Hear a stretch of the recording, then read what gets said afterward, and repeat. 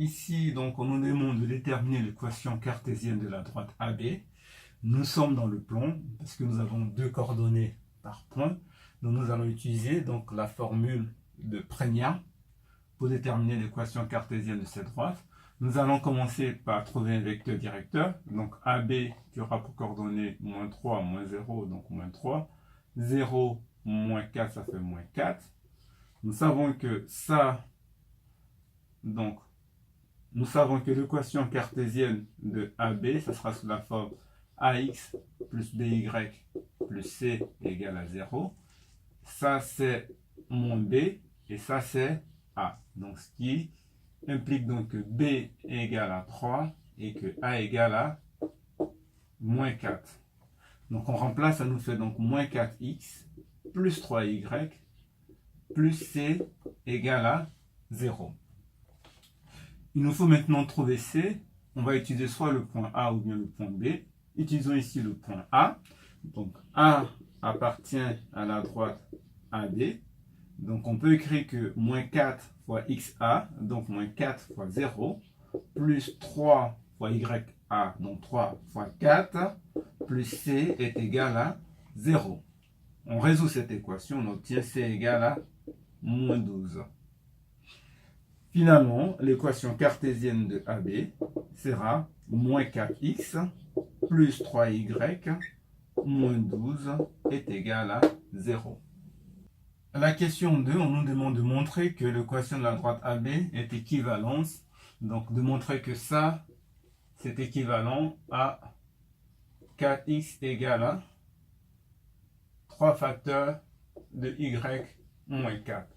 Donc, nous allons partir de l'équation initiale. Donc, on a moins 4x plus 3y moins 12 égale à 0. On va isoler le moins 4x en le faisant passer de ce côté. Donc, ça nous fait 3y moins 12 égale à 4x. Ici, nous factorisons par 3. Ça nous fait 3 facteurs de y moins 4 égale à 4x. Donc, on a bien l'équivalence demandée. Pour la partie B, donc ça, c'est la de A.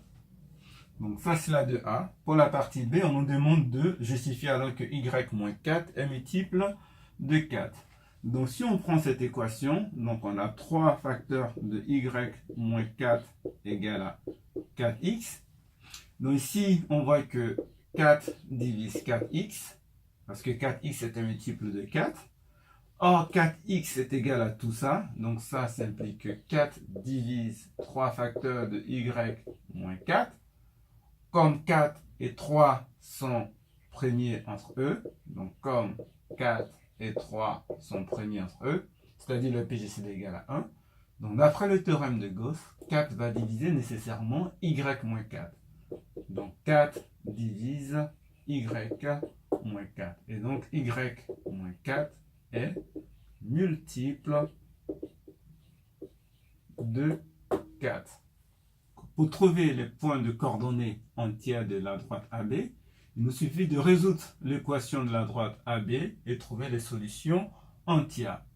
On a montré dans la question précédente que cette équation est équivalente à ça et que ça permettait d'affirmer, d'obtenir que y moins 4 est multiple de 4. Donc y moins 4 est multiple de 4, ça veut dire que y moins 4 va s'écrire sous la forme 4k avec k qui est dans z. Ce qu'on va faire, c'est que comme y moins 4 égale à 4k, on va déterminer l'expression de y. Donc y, ça va s'écrire sous la forme 4k plus 4. Ici, vous voyez encore, y est une solution paramétrique qui dépend du paramètre k. Pourquoi? Parce qu'on a une équation, mais avec deux inconnus. Donc là, voilà l'expression de y. Il nous suffit maintenant de déterminer l'expression de x. Nous allons revenir à cette équation. Nous savons que 4x égale à 3 facteurs de y moins 4. Or, y moins 4, c'est égal à 4k. Donc, ça nous fait 4x égale à 3 fois 4k. Nous allons simplifier donc chaque côté par 4, ce qui entraîne que x égale à 3k.